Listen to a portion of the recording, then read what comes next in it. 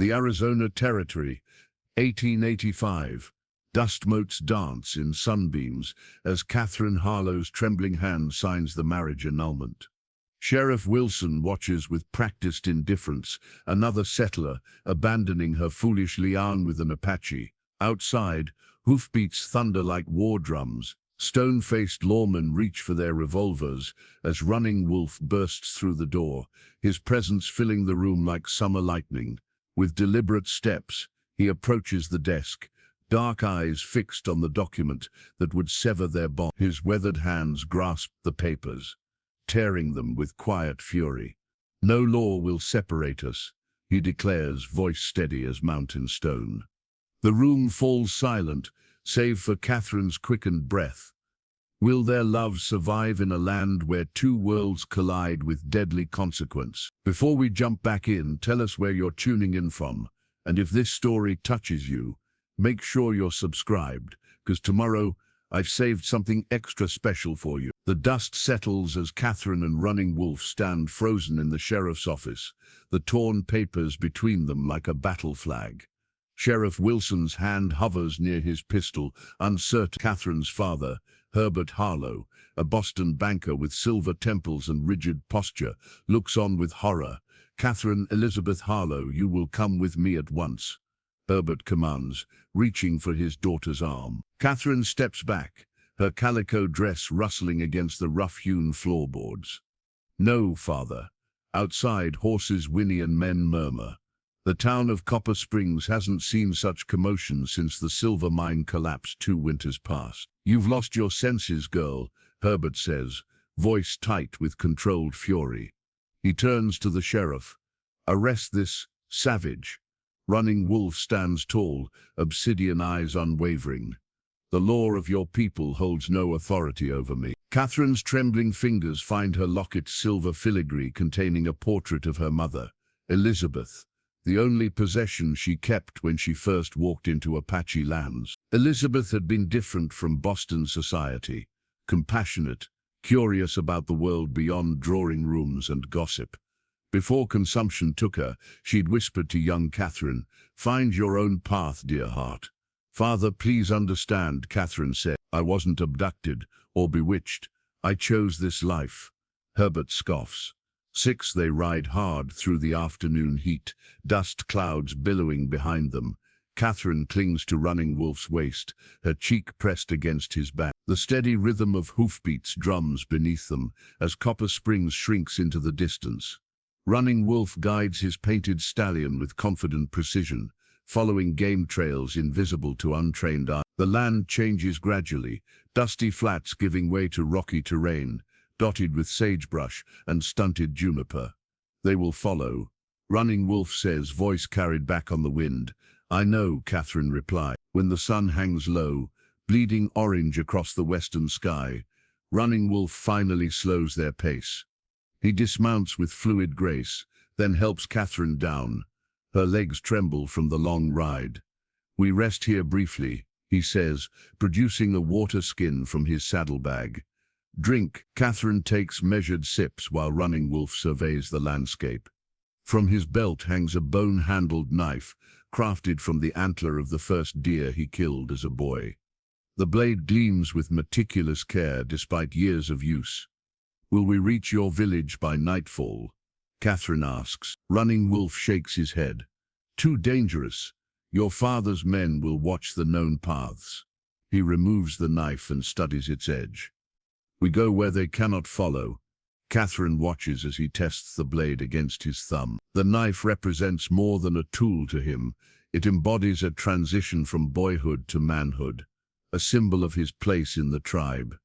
He'd shown her once how each notch in the handle marked significant moments.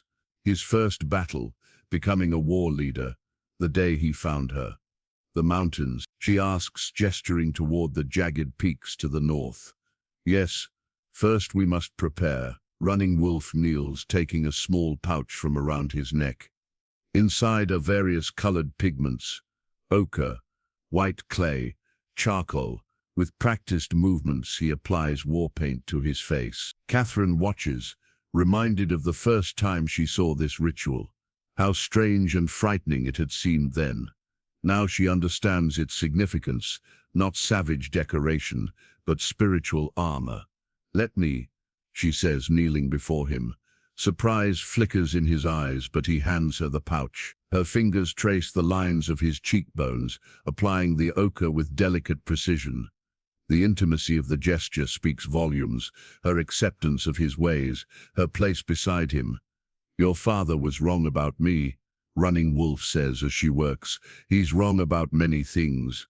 "No," Running Wolf catches her wrist gently. "I am a savage." Catherine stills. The word comes from Sylvaticus, one who lives in the woods. A hint of a smile touches his lips. "This I learned from the missionary before I stopped attending his lessons." Catherine can't help but smile in return. "You never told me you attended mission school." 3 months, until they tried to cut my hair." His hand moves unconsciously to the raven braids adorned with eagle feathers. "I learned enough of your language to understand how your people think." A distant sound catches his attention. Running Wolf rises in one fluid motion, knife ready. "Riders?" Catherine asks, voice barely above a whisper. "Not yet." "Coyote." He relaxes slightly, but his eyes remain vigilant. "We must move soon." Catherine retrieves something from her pocket, a tarnished brass compass, its needle swinging erratically due to a crack in its face. "My father gave me this before I left Boston. Said it would keep me from getting lost." Running Wolf studies it with curious eyes. "Does it work?" "Not anymore." She offers a sad smile. "It broke during my first week at the mission. I kept it anyway. The white man's tools," Running Wolf says, "are not made for this land." As the sun's final rays surrender to twilight, they mount again. Running Wolf guides them into rocky canyons where no horse tracks will remain. Above them, stars begin to pierce the darkening sky, the same stars his ancestors used for guidance long before compasses existed.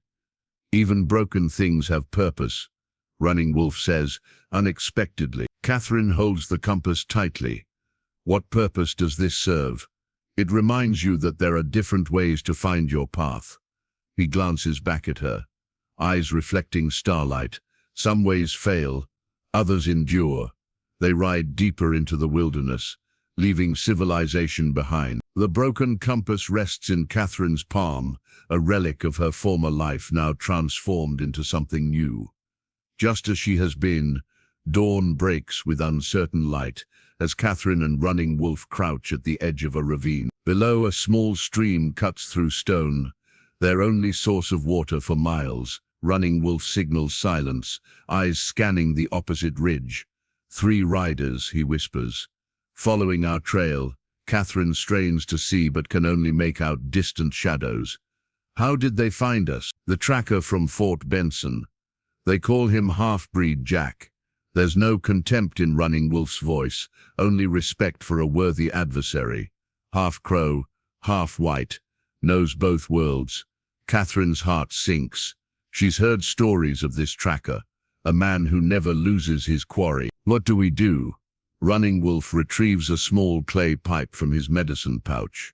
The pipe is simple, unadorned except for a single thunderbird, etched into its bowl. "We pray." Catherine watches as he fills the pipe with a mixture of tobacco and herbs. His movements are deliberate, ritualistic. This is no mere smoking pipe, but a sacred channel between worlds. "The smoke carries our words to Yusen," he explains, using the Apache word for creator.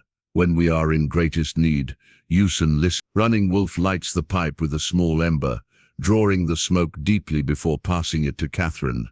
She hesitates only briefly before accepting this symbol of trust.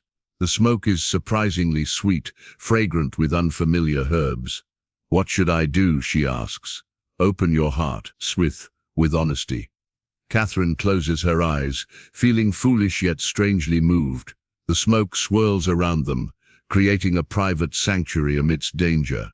She thinks of her journey, from sheltered Boston life to this wild freedom, from certainty to questioning, from loneliness to love. When she opens her eyes, Running Wolf is watching her with quiet intensity.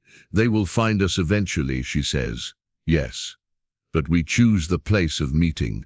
He taps the pipe's contents onto the ground, a offering to the earth. Not here, not today. He leads her down a nearly invisible path to the stream. As they refill their water skins, Catherine notices scratches on nearby rocks, symbols she's seen in Running Wolf's village. Trail markers, messages, he corrects. This is the boundary of Apache territory. My people have watched us since yesterday. Catherine looks around, seeing nothing but empty wilderness. I don't understand. Running Wolf smiles. They do not wish to be seen. They continue upstream, moving from stone to leave no tracks. The sun climbs higher, baking the red earth. Catherine's pale skin has tanned over months with the tribe, but still burns more easily than Running Wolf's copper complexion. She pulls her shawl up for protection.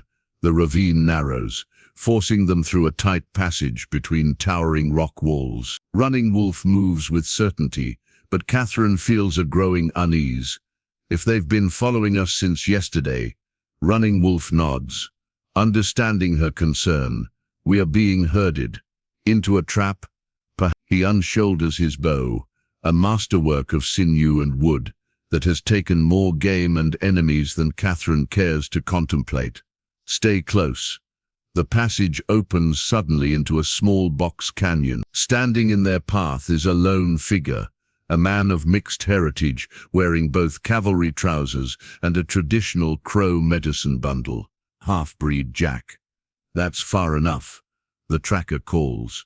His voice carries the cadence of someone comfortable moving between worlds. Running Wolf notches an arrow, but doesn't draw. Where are the others? Circling around. Jack shrugs.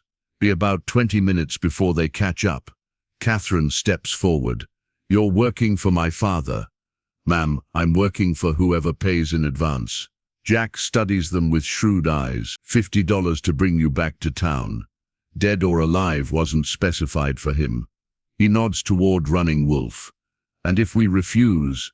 Catherine asks. Jack gestures to the canyon walls. Ain't much choice, is there? He reaches inside his jacket, producing a folded document. Got something you might want to see first.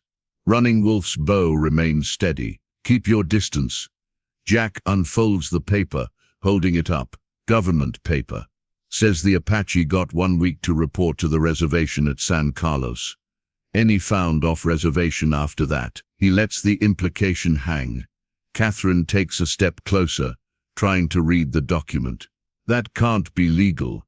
Legal enough for the army. Jack watches Running Wolf carefully. Your people need to know. A tension-filled silence follows. Catherine looks to Running Wolf, whose face reveals nothing. Why tell us this? Running Wolf finally asks. Jack tucks the paper away. Got my reasons. He glances at the sun's position. 15 minutes now. Running Wolf lowers his bow slightly. You could have ambushed us. Could have. Jack nods. Didn't. Catherine understands suddenly. You're giving us a chance. Giving you information. Jack corrects. What you do with it is your business. Dusk spreads its purple fingers across the sky as Catherine and Running Wolf descend toward the Apache encampment, nestled in a hidden valley. Smoke from cooking fires rises in thin columns, dissolving into the darkening air. Children's laughter carries on the evening breeze. Something is wrong, Running Wolf says suddenly, his pace quickening. Catherine hurries to keep up. What do you see? Too many fires, too much movement. His expression tightens. The bands have gathered. As they approach, Catherine notices the unusual arrangement of tipis, normally scattered in family groups, now positioned in defensive circles. Warriors stand watch on the ridgelines, silhouetted against the sunset. An old man emerges from the largest tipi, his weathered face solemn beneath a shock of white hair. Naondi, he who speaks with the stars, the tribal medicine man, and Running Wolf's grandfather. You return at a dangerous time, grandson, the elder says in Apache. Running Wolf clasps forearms with the old man. We bring news from beyond our lands, as do others. Naondi gestures toward the central council fire where several tribal leaders have gathered. Among them sits an unexpected figure, A white man in a rumpled suit, wire spectacles perched on his nose. "Professor Wilkins?" Catherine gasps. The professor looks up, surprise washing over his scholarly features. "Miss Harlow, thank heavens you're alive." James Wilkins, anthropologist from the Smithsonian Institution, had been documenting Apache culture when Catherine first arrived in the territory. His genuine respect for tribal customs had earned him rare access to their ceremonies. The professor brings warning. Nayundia explains as they join the circle. And this, the old medicine man produces a leather-bound journal, not the typical government-issued document, but something more personal. Its pages are filled with meticulous sketches of Apache artifacts, ceremonies and daily life, interspersed with handwritten observations. "My field notes," Professor Wilkins confirms. "I've been recording your people's ways for 2 years now." Running Wolf eyes the journal warily. "Why show us this now?" The professor removes his spectacles, cleaning them nervously. "Because what began as academic research has become essential testimony." He opens the journal to recent entries. "The territorial government is preparing to forcibly relocate all Apache to San Carlos Reservation, using your relationship with Miss Harlow as pretext." Catherine exchanges glances with Running Wolf. "We already know about the relocation order, but not about this." Wilkins turns to a map carefully drawn on the journal's end paper. Red X marks indicate military outpost positions surrounding Apache territory. They're mobilizing the 7th Cavalry. The name sends a ripple of tension through the gathered leaders. The 7th's reputation for brutality is well known. "When?" Running Wolf demands. "1 week, perhaps less." Wilkins taps the journal. "I've documented everything. The legitimate treaties your people signed, the mineral discoveries that suddenly made this land necessary for settlement, the fabricated reports of Apache aggression." Catherine studies the detailed journal. "You plan to publish this? If I can reach Washington." Wilkins sighs. "My academic reputation might force an investigation, but only if these records survive." Running Wolf's father, Chief Black Horse, speaks for the first time. "Why risk yourself for Apache problems, Professor?" Wilkins closes the journal carefully. "Because I've eaten your food, slept under your protection, and documented your stories. Where I come from, that creates obligation." He adjusts his spectacles. "Besides, I'm a scholar. Truth matters to me." Nayundia nods approvingly. "The white man has a warrior's heart, if not a warrior's arms." Discussion continues as night fully descends. Options are limited. Fleeing north means abandoning ancestral lands. Staying means potential massacre. Surrendering to reservation life promises slow death through disease and starvation. Catherine watches, Running Wolf as he absorbs these hard realities. The firelight carves deep shadows across his face, highlighting the burden of leadership he never sought but cannot escape. During a momentary lull, Wilkins approaches Catherine. "Your father has offered a substantial reward for your return. I'm not surprised. He's also circulating a story that you were kidnapped, your mind broken through savage rituals and herbs." Wilkins hesitates. "Miss Harlow, I don't mean to pry, but your presence here complicates an already volatile situation." Catherine's hand finds Running Wolf's in the darkness. "My presence here is my choice, Professor. The only way I'll return to Boston is if they drag me there." Running Wolf squeezes her fingers gently, then addresses the council. "We need time to consider all paths." As the meeting disperses, Wilkins offers his journal to Running Wolf. "Keep this tonight. See what your government truly thinks of treaty promises." Later, in the privacy of Running Wolf's tipi, they examine the journal by firelight. Page after page reveals the professor's growing disillusionment with his own culture's duplicity. His precise handwriting catalogues broken promises, manipulated negotiations, and strategic deception. "Your professor sees clearly," Running Wolf says, closing the book. Catherine stares into the small fire. "What will your people decide?" "They will fight." His voice holds neither excitement nor fear, only certainty. "This land holds our ancestors' bones, our children's future. And us, what do we decide?" Running Wolf places the journal aside, taking both her hands in his. "Catherine Harlow, I ask you one last time. Return to your father. Tell him whatever story keeps you safe. Live." In the flickering light, Catherine studies the face of the man she has chosen above all others. "My answer remains the same. No law will separate us. Not even death." Morning arrives with a blood-red sunrise. The Apache camp stirs to life beneath this ominous sky as women prepare morning meals and warriors check weapons. An atmosphere of grim determination has settled over the valley. Catherine emerges from Running Wolf's tipi to find Professor Wilkins deep in conversation with Nyonda. The old medicine man traces symbols in the dirt while the professor frantically sketches them in a small notebook. "Miss Harlow," Wilkins greets her, eyes bright with scholarly excitement, despite the circumstances. "Your timing is impeccable." Nyonda is explaining their traditional calendar system. Fascinating correlation with celestial movements. Catherine smiles at the professor's unwavering academic enthusiasm. "Have the chiefs reached a decision?" Wilkins' expression sobers. "Yet half the band will make a visible journey toward the reservation, a distraction. The others will scatter into the high country where cavalry can't easily follow. And Running Wolf, leading a small group to escort me through the blockade. I must reach Tucson with my documentation." Before Catherine can respond, a commotion erupts at the camp's edge. A rider approaches at full gallop, one of the scouts posted along the southern approach. The young warrior leaps from his horse before it fully stops, rushing to Chief Black Horse with urgent news. Running Wolf emerges from a council tipi, moving quickly to join his father.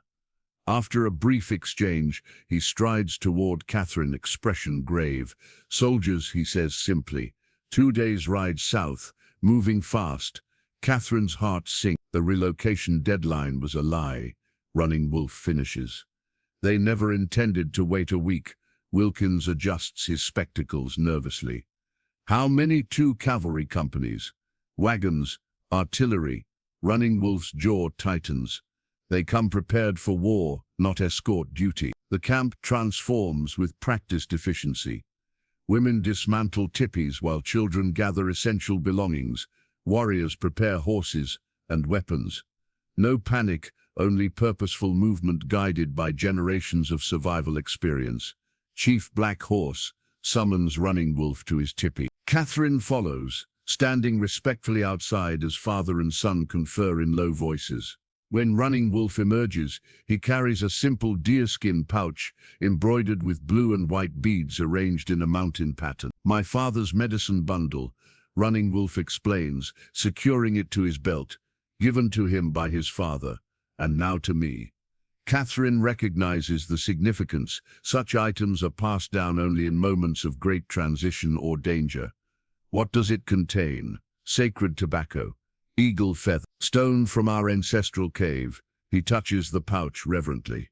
"Power of our lineage. Your father expects to die." Catherine realizes with sudden clarity. Running Wolf meets her gaze steadily.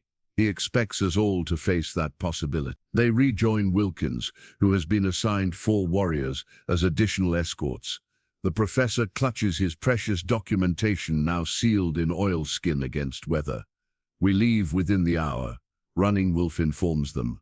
"Northeast through Dead Man's Canyon. If we're fortunate, we'll reach the railroad at Mesa Junction before the soldiers cut off that route." Catherine notices a subtle shift in how others address Running Wolf. The deference previously shown to his father now extends to him. The medicine bundle has transferred more than physical objects. It has conveyed authority. As preparations continue, Catherine seeks out Nyundia.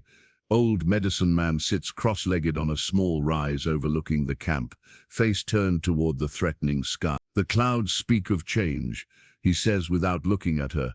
"Like the day you first came to us." Catherine settles beside him. "I need to know something, grandfather." Nyundia's weathered face creases with a smile at her use of the familiar term. "Ask." Running Wolf's medicine bundle. What does it truly mean that his father has given it to him now? The old man studies her with eyes that have witnessed nearly 8 decades of triumph and tragedy. It means Black Horse sees what comes. He chooses to secure our future rather than cling to his past, and that future is Running Wolf. Perhaps. Nayundia gestures toward the bustling camp, or perhaps that future is what grows from the union of two worlds. His gaze shifts meaningfully to Catherine's midsection. She instinctively places a hand over her abdomen, startled by his implication. How did you? The same way I know storms approach before clouds appear. Nayundia's expression softens.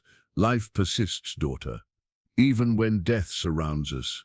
Catherine sits in stunned silence.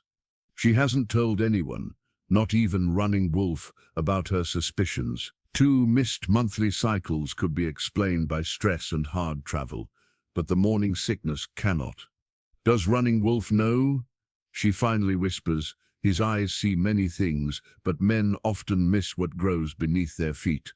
Nayundia places a gnarled hand over hers. This knowledge is power.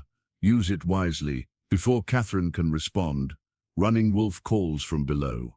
Their party is assembled and ready to depart. As she rises to leave, Nayundia presses something into her palm, a small stone amulet carved with interconnected spirals, worn smooth by generations of handling. For protection, he says simply, for both of you. Catherine clutches the amulet tightly, its ancient contours fitting her palm as if made for her. With this small piece of Apache heritage against her skin, she descends to join Running Wolf and their uncertain future.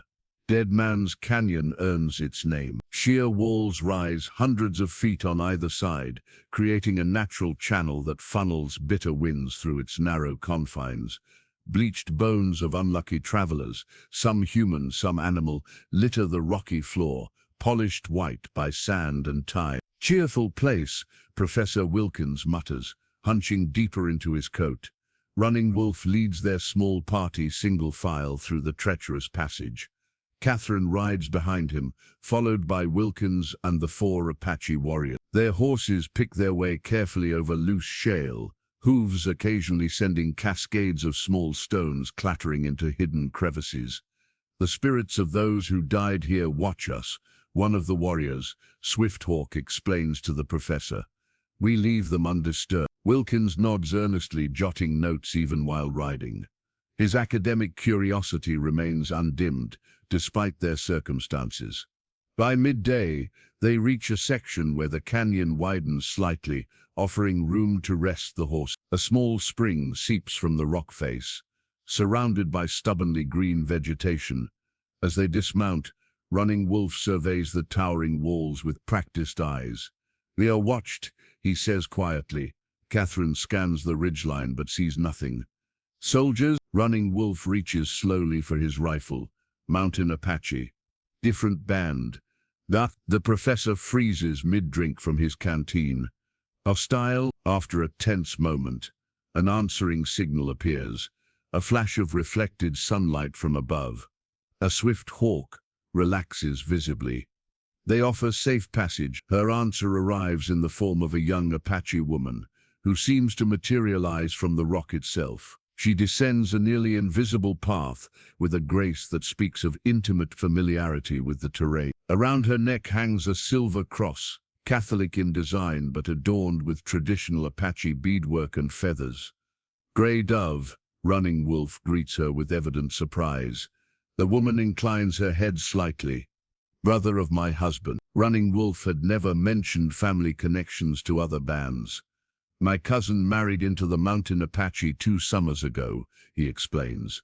Before the troubles began, Gray Dove approaches their horses, appraising the group with shrewd eyes that miss nothing. You travel dangerous paths with strange companions. The Swedes seek the iron road at Mesa Junction, Running Wolf replies. You will not reach it. Gray Dove's blunt assessment carries absolute certainty. Blue coats block the eastern passes. More come from the south. Professor Wilkins removes his spectacles, cleaning them nervously. We're surrounded? Utah? Not yet. Gray Dove touches the syncretic cross at her neck. There is another way, through our territory. Father Ignacio can help. Running Wolf's expression darkens at the mention of the priest, the black robe who steals children for his school, the black robe who saved many when smallpox came last winter. Grey Dove counters. Not all white men bring death. Her fingers trace the silver cross, thoughtfully. The object represents her own journey between worlds. Apache by birth, Catholic by choice, yet fully surrendering to neither. Catherine studies the unusual artifact, recognizing a kindred spirit in its wearer. The mission has a telegraph. Wilkins interjects. If I could send my documentation ahead to Washington. Running Wolf exchanges glances with his warriors, weighing options that diminish by the hour. How far to this mission? 1 day north, Grey Dove answers. I will guide you. The mountains have eyes unfriendly to outsiders. Catherine moves closer to Running Wolf, speaking softly. Can we trust her? Lay. She is family, he replies simply, though something in his tone suggests the relationship is complicated. As they prepare to depart, Grey Dove approaches Catherine directly. You are the white woman who lives as Apache. And myself, Catherine replies carefully. Living where I choose. And what do you say? Catherine asks. A ghost of a smile touches Grey Dove's lips. I say the path between worlds is lonely, but offers views others will never see. With a fluid motion, she places it in Catherine's palm, closing her fingers around the silver symbol. Catherine feels the weight of the small object, heavier than its physical form would suggest. I can't take this. You already walk with new life, Grey Dove says, glancing meaningfully at Catherine's midsection.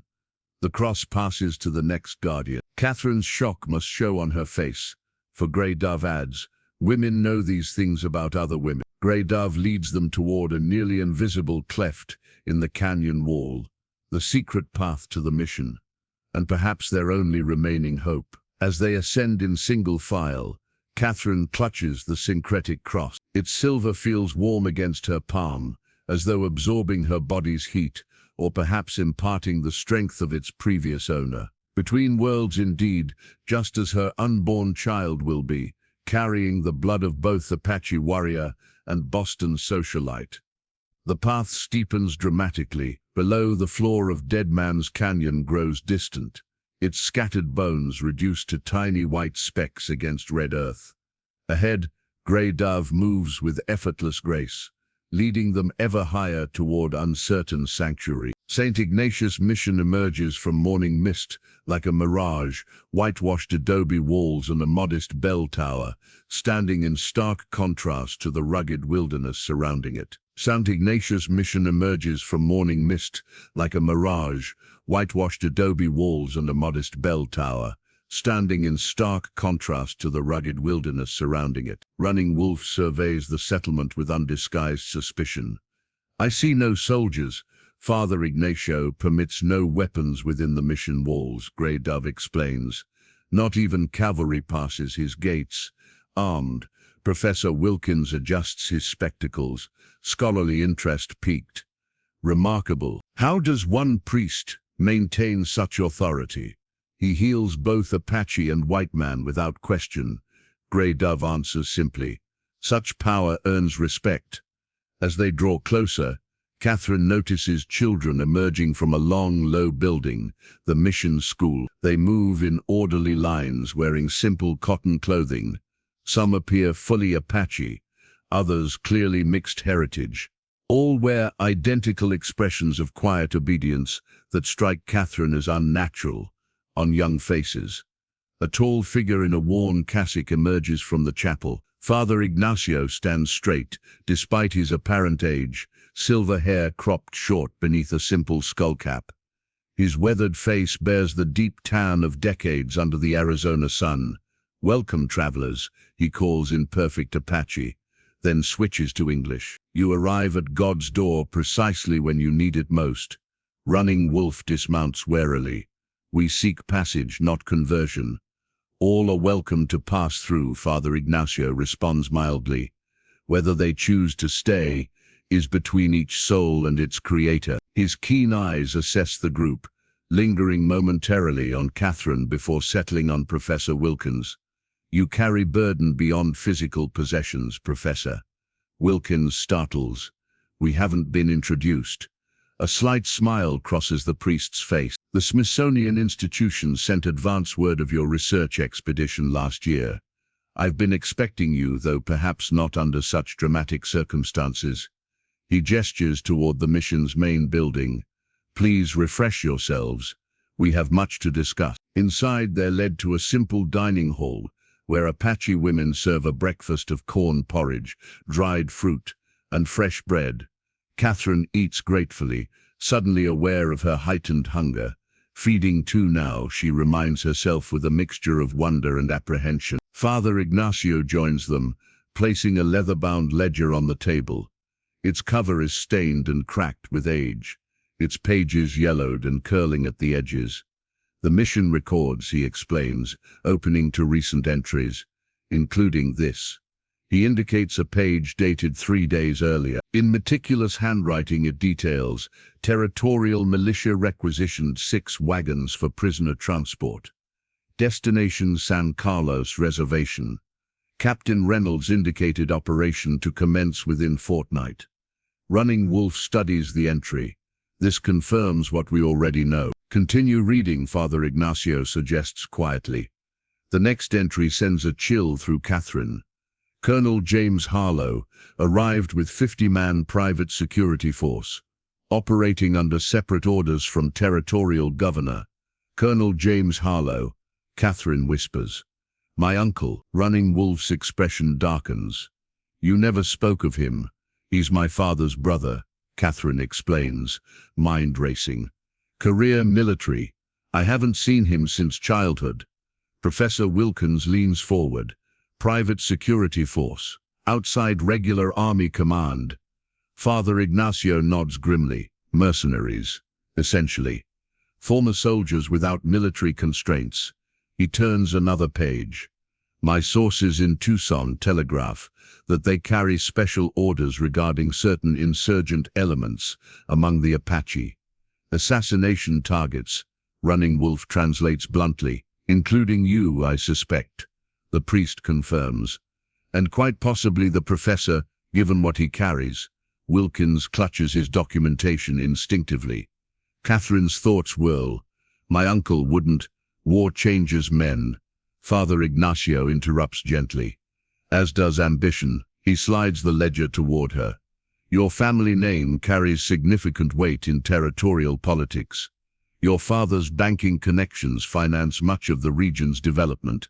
Your uncle's military expertise provides convenient enforcement. Catherine stares at the damning entries, recognizing the implications. Her family isn't merely seeking her return. They're instrumental in the larger campaign against the Apache. The telegraph. Wilkins interjects urgently. Father, I must send my documentation to Washington immediately. The priest's expression grows troubled. The line was cut yesterday. Apaches from the south report cavalry moving toward the reservation, driving people before them like cattle. Running Wolf rises abruptly. We've lingered too long. My father may already be engaged in battle. Father Ignacio finishes solemnly, or moving toward the high country as planned. Catherine touches the syncretic cross now hanging around her neck. What options remain? Father Ignacio closes the ledger, his weathered hands resting on its cracked cover. The mission offers sanctuary, but I cannot guarantee its protection against determined military force. The railroad? Wilkins asks hopefully. Watched at every station, the priest confirms. Running Wolf exchanges glances with his warriors. Then we return to my people. Fight alongside them. Or Father Ignacio suggests carefully, you consider another path. He reopens the ledger to a hand-drawn map. There is a route west through Diablo Canyon. Difficult terrain, but it leads eventually to California, beyond territorial jurisdiction. Catherine studies the crude map, a desperate journey through some of the most inhospitable land on the continent. Exile, Running Wolf says flatly. Survival, Father Ignacio counters. For your people's future. His gaze shifts meaningfully to Catherine. Running Wolf notices the exchange. What aren't you saying, priest? Before Father Ignacio can respond, the mission bell begins tolling urgently, not the measured ring of prayer calls, but a frantic warning. Grey Dove bursts into the room. Riders approaching, she announces tersely. Many, armed. Father Ignacio moves with surprising agility for his age, guiding them toward the rear of the mission compound. To the root cellar, he instructs. Quickly. Through the kitchen they rush, past startled Apache women preparing the day's bread. The priest slides aside a heavy wooden table, revealing a trapdoor set into the packed earth floor. Below, rough-hewn steps descend into darkness. The children, Catherine protests, hearing young voices in the courtyard, are officially mission students, Father Ignacio assures her. Even the most hardened cavalry officer hesitates to interfere with the church's education mandate. Running Wolf hesitates at the cellar entrance, reluctant to be trapped underground. We can ride out the back way. Too late, Grey Dove announces from the window. They've surrounded the mission. Boots thud on the front portico. Father Ignacio gives them a firm look. Down. Now, they descend into cool darkness, the priest following last and pulling the trapdoor closed above them. A lantern flickers to life in Grey Dove's hands, revealing a surprisingly large cellar, stocked with preserved foods, medicines and water barrels. The mission's emergency supplies, Father Ignacio explains, moving to a large oak cabinet against the far wall. And something more. He produces a key from within his cassock, unlocking the cabinet to reveal not provisions, but weapons, rifles, pistols, ammunition. You said no weapons were permitted in the mission, Running Wolf remarks, eyebrow raised. I said Father Ignacio permits no weapons, the priest corrects with a slight smile. I never claimed to follow all my own rules. Muffled voices filter from above, authoritative demands, followed by Father Ignacio's assistant responding with deliberate slowness. The priest selects a well-maintained Winchester, repeating rifle from the cabinet, checking its action with practiced hands that belie his peaceful vocation. You've seen battle, Running Wolf observes. Chaplain, Union Army, Father Ignacio confirms.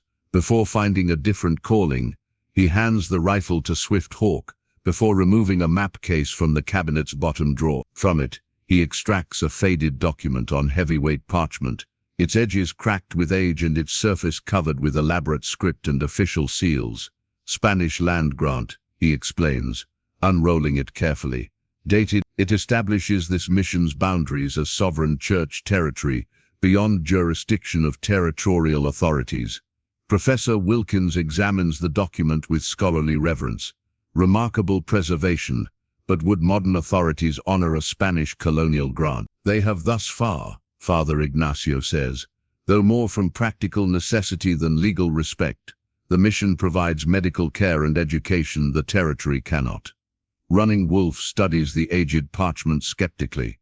Paper promises have poor history with my people. True, the priest acknowledges, but this particular paper has protected many of your people when other defenses failed. Heavy footsteps move across the floor above them. Father Ignacio extinguishes the lantern, plunging them into darkness broken only by thin light seeping through floorboard cracks. A commanding voice carries from above. Search every building. The Apache and the woman are our priority. The professor too, if he's with them. Catherine tenses at the familiar cadence. That's my uncle. Running Wolf's hand finds hers in the darkness. A reassuring pressure. Above, systematic movement indicates a thorough search in progress. Father Ignacio gestures for absolute silence. Minutes stretch like hours in the stifling cellar. Catherine's thoughts churn relentlessly. Her uncle's presence confirms her family's deep involvement in the Apache removal. The enormity of their betrayal settles like a stone in her stomach. Eventually the footsteps retreat. The mission's assistant calls down through a small ventilation grate. They're checking the outbuildings now, Father. Prepare the wagon, Father Ignacio instructs quietly. The usual arrangement. Running Wolf turns to the priest. What arrangement? We smuggle medicine to outlying Apache camps, Grey Dove explains. Under hay and produce. Understanding dawns on Catherine's face. You're going to smuggle us out, you and the professor, Father Ignacio clarifies.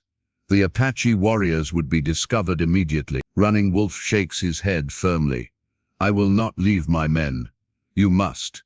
Swifthawk interjects with unexpected authority. Our people need their leader more than they need 3 warriors. A tense silence follows as Running Wolf confronts this difficult truth. Father Ignacio rolls the land grant carefully, returning it to its case. This document has protected many, he says, but its power has limits against men determined to ignore all law, man's or God's. He hands the case to Professor Wilkins. Take this to Washington with your research. Together, they may yet save lives. Wilkins accepts the case reverently. I'll ensure both reach the proper authorities. Father Ignacio turns to Catherine. Your choice now carries additional weight. His meaningful glance toward her, midsection confirms, he too has discerned her condition. Running Wolf follows the priest's gaze, confusion giving way to sudden comprehension. Catherine, he questions softly. Before she can respond, Grey Dove hisses a warning. Through the floorboards they hear the mission's front door open again. A new voice speaks, cultured Boston tones that send ice through Catherine's veins. Colonel Harlow, a moment of your time. Herbert Harlow's unmistakable voice carries clearly. I believe we should discuss terms with Father Ignacio directly. Your brother believes the priest is harboring them, a second voice responds. Precisely why a civilized approach might yield better results than ransacking a church, Herbert replies smoothly. Besides, my daughter always had a weakness for lost causes and moral crusades. A religious setting would appeal to her romantic notions. Catherine's hand tightens around the syncretic cross at her neck, the silver warm against her palm. Above, her father's footsteps move with deliberate precision across the floorboards, directly toward the kitchen. The kitchen floorboards creak directly above their heads. Catherine barely breathes as her father's voice continues. Father Ignacio, I presume Herbert Harlow. I apologize for my brother's enthusiastic approach to searching your establishment. The church welcomes all visitors, comes the priest's measured response from above. Though we generally prefer those who knock first. Father Ignacio must have slipped back upstairs while they were distracted. Catherine marvels at the old man's stealth. Indeed. Again my apologies. Herbert's voice carries the practiced diplomacy of a banker, accustomed to smoothing ruffled feathers. I'm searching for my daughter Catherine. We have reason to believe she may have sought sanctuary here. Many seek refuge within these walls, the priest replies noncommittally. The mission turns none away. In the cellar's darkness, Running Wolf moves closer to Catherine, his presence both protective and questioning. She can feel the weight of his unspoken concerns about her pregnancy, news he's had no time to properly absorb. Above, her father's tone hardens slightly. Father, my daughter has been abducted by an Apache man. She's been subjected to who knows what barbaric influences. Her mental state is fragile, her judgment compromised. An interesting assessment, Father Ignacio responds. In my experience, Miss Harlow struck me as remarkably sound of mind and strong of spirit during her visits to teach at our mission school last year. A momentary silence follows this revelation. Catherine had never told her father about her volunteer work at the mission before meeting Running Wolf. You know my daughter? Herbert sounds genuinely surprised. I know many souls in this territory, Mr. Harlow. All of God's children deserve education. Colonel James Harlow interrupts, his military bearing evident even through tone alone. Enough pleasantries. By territorial authority, I demand you disclose if you're harboring fugitives from justice. This mission operates under direct authority of the Diocese of Santa Fe and centuries-old land grant, Father Ignacio replies calmly. But to answer your question, I harbor no fugitives. I offer temporary sanctuary to travelers, as Christian charity demands. Semantics, the colonel snaps. Theology, Father Ignacio corrects mildly. The conversation continues above, but Catherine's attention shifts as Running Wolf touches her arm, guiding her toward the cellar's far corner, where Grey Dove has revealed a narrow tunnel entrance previously hidden behind stacked flour barrels. Ancient passage, Grey Dove whispers, dug by mission founders during Apache raids generations ago. Professor Wilkins looks dubiously at the dark opening. Where does it lead? Arroyo beyond the north wall, Swifthawk answers.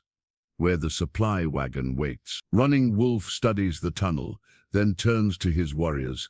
You will not come with us. It's a statement, not a question. The men nod stoically. We return to our people, one confirms. Different paths, same destination. What of Grey Dove? Catherine asks. I remain at the mission, the Apache woman answers. My place is here between worlds. She reaches inside her dress and removes a small object wrapped in softened deer hide. Unwrapping it reveals a delicate silver hair comb, inlaid with turquoise stones, Spanish craftsmanship, adapted with Apache designs. My grandmother's Grey Dove, explains, placing it in Catherine's hand. Given to her by a Spanish noblewoman who sought refuge among our people generations ago. She too chose a path between worlds. Catherine studies the beautiful object, its silver tines, catching what little light filters into the cellar. I can't accept this. You already carry our future, Grey Dove insists, glancing meaningfully at Catherine's stomach. The comb belongs with the child of two worlds. Above, the conversation grows heated. Colonel Harlow's voice rises. I have authorization to search these premises thoroughly. You have no such authority on church land, Father Ignacio responds, steel entering his voice. Unless you intend to violate 2 centuries of legal precedent while a representative of the Smithsonian Institution potentially observes. A calculated risk implying Wilkins might be witnessing the exchange, but one that gives the colonel pause. Swifthawk gestures urgently toward the tunnel. Now, while they argue, Professor Wilkins enters first, clutching his precious documentation and the land grant case. Catherine hesitates, turning to Running Wolf, whose expression remains unreadable in the dim light. Your father is here, he says quietly. You could return, claim I forced you, live safely. The suggestion stings despite its practical merit. Is that what you want? What I want? Running Wolf responds, voice dropping lower, is for our child to live free. Whether that happens with me or without me matters less. The simple statement, acknowledging both her pregnancy and his willingness to sacrifice his place in their lives, brings unexpected tears to Catherine's eyes. Above, her father's voice continues, now conciliatory. Perhaps we can discuss this matter civilly. Father. Over refreshments, my daughter's welfare is my only concern. Catherine clutches the silver comb, its weight seemingly disproportionate to its size, much like the decision before her. One path leads back to Boston society, comfort, and her father's protection. The other leads into darkness, uncertainty, and the unknown. If I return, she whispers, they'll use me to justify everything they plan against your people. My presence here is the excuse they need. Running Wolf's hand finds hers in the shadows. And if you come with me, you may never see your family or your world again. Catherine slips the silver comb into her hair, feeling its cool weight against her scalp, an emblem of her choice. My world, she says with quiet certainty, is wherever we make it, together. She turns toward the tunnel entrance, ducking into its earthen confines without looking back. After a heartbeat's hesitation, Running Wolf follows, leaving Swifthawk and the other warriors to seal the entrance behind them. Above, unaware of the escape underway beneath his feet, Herbert Harlow continues his diplomatic overtures to Father Ignacio. I assure you, when we find Catherine, she'll receive the finest medical care Boston can provide. The tunnel's earthen walls press close, forcing them to crawl through sections where the ceiling dips perilously low. Catherine's skirts catch on exposed roots and jagged stones. Ahead, Professor Wilkins' labored breathing echoes in the confined space. Not much farther, Running Wolf assures them from behind. The air grows fresher as they approach the exit. Sunlight filters through what appears to be a dense tangle of brush, cleverly concealing the tunnel mouth. Professor Wilkins pushes through first, then helps Catherine emerge into a dry arroyo beyond the mission's northern wall. A weather-beaten wagon waits nearby, hitched to two patient mules. An elderly Apache man sits on the driver's bench, face impassive beneath a battered straw hat. Wooden crates filled with produce partially fill the wagon bed, covered by loose hay. The mission's supply wagon, Catherine realizes. And our conveyance to freedom, the professor adds, already climbing aboard. Running Wolf emerges last, scanning their surroundings with practiced vigilance. We must move quickly. My warriors will create a diversion, but it won't hold your uncle's attention for long. The old driver nods without speaking, gesturing for them to hide beneath the hay. Catherine hesitates, staring back at the mission's white walls now visible above the arroyo rim. Somewhere inside, her father still searches for her, the last blood relative who might ever seek her with concern, rather than condemnation. Second thoughts, Running Wolf asks quietly. Final goodbyes, Catherine corrects, touching the silver comb in her hair. They settle into the wagon bed, arranging hay to conceal themselves. The professor clutches his precious documentation like a shield against his chest, while Running Wolf positions himself protectively near Catherine. With a flick of the reins, the driver sets the mules in motion. The wagon creaks and sways as it follows the arroyo for several hundred yards before turning onto a rutted trail heading west. Where exactly are we bound? Wilkins whispers. Diablo Canyon. Running Wolf answers. Then beyond to California, if necessary. Catherine shifts uncomfortably beneath the scratchy hay. And your people? Your father? If they reach the high country as planned, they'll be safe for now. Running Wolf's voice carries less conviction than his words. The wagon jolts over a particularly deep rut, causing Catherine to wince. Running Wolf's hand finds hers beneath the hay, a gesture of reassurance in their shared discomfort. What was that? The professor suddenly hisses. They freeze, listening intently. In the distance, hoofbeats. Approaching fast. Patrol, the driver calls down softly. Be still. Catherine holds her breath as the wagon continues its unhurried pace. The hoofbeats grow louder, then a commanding voice calls, "Halt there." The wagon slows to a stop.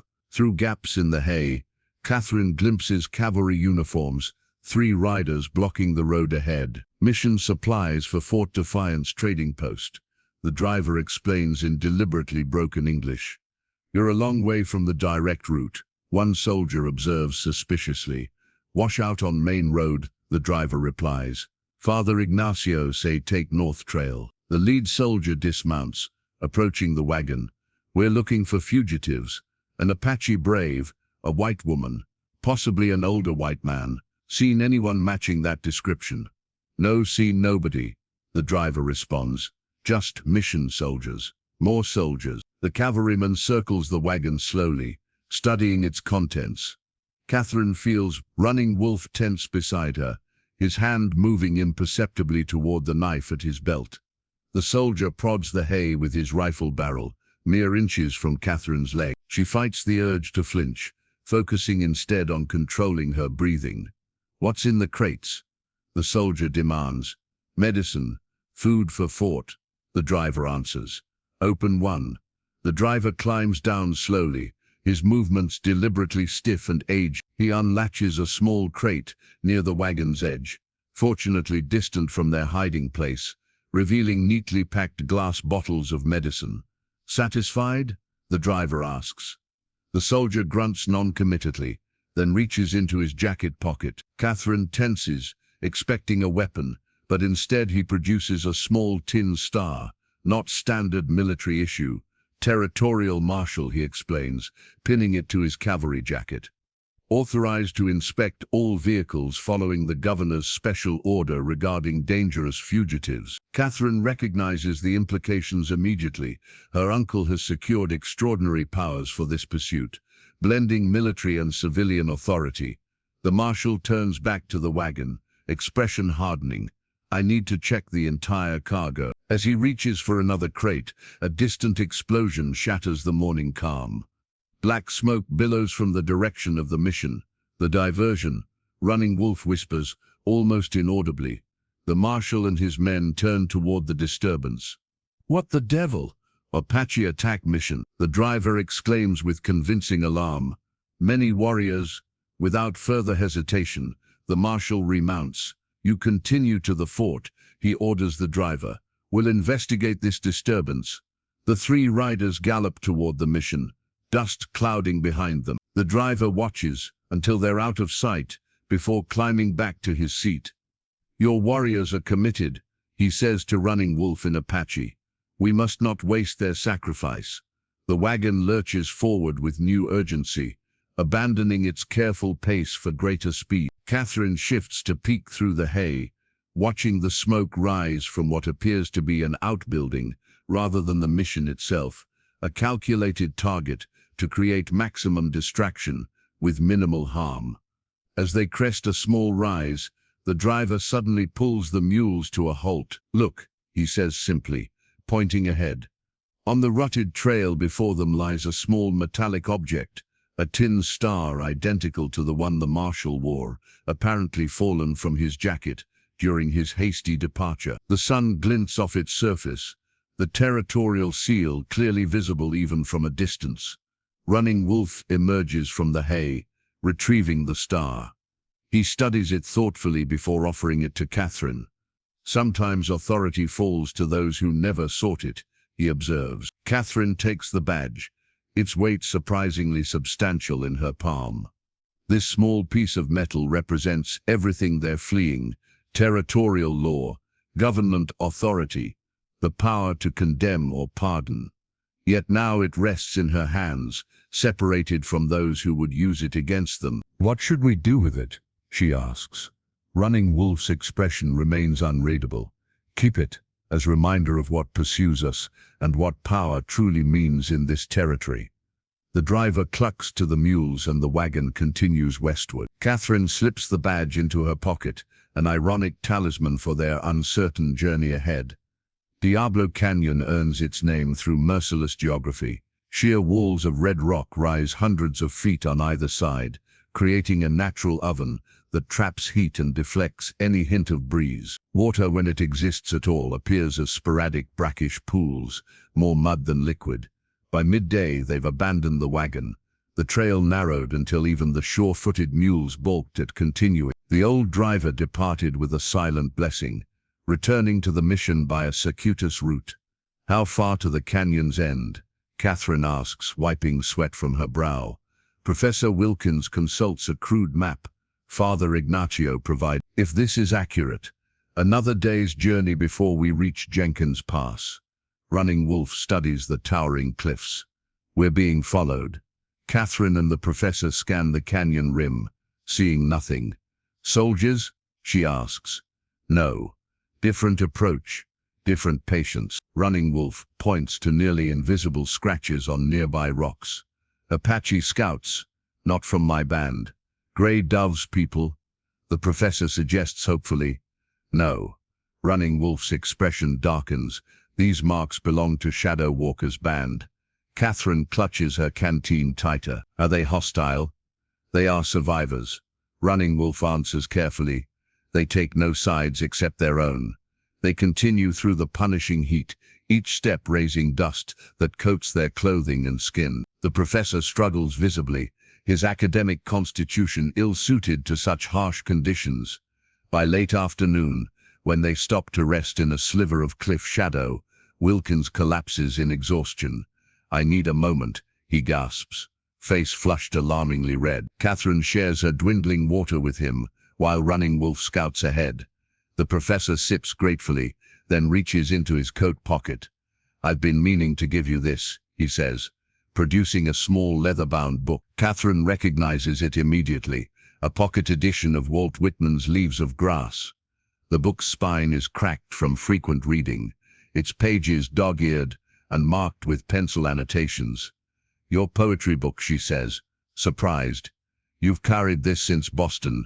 Wilkins nods. A reminder of civilization's better aspects during my time documenting its worst behaviors. He presses the volume into her hands.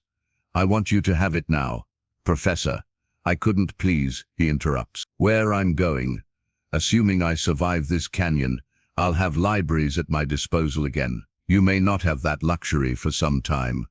Catherine accepts the book reluctantly, understanding the gesture's significance. For a scholar like Wilkins, books are more than possessions, they're extensions of identity.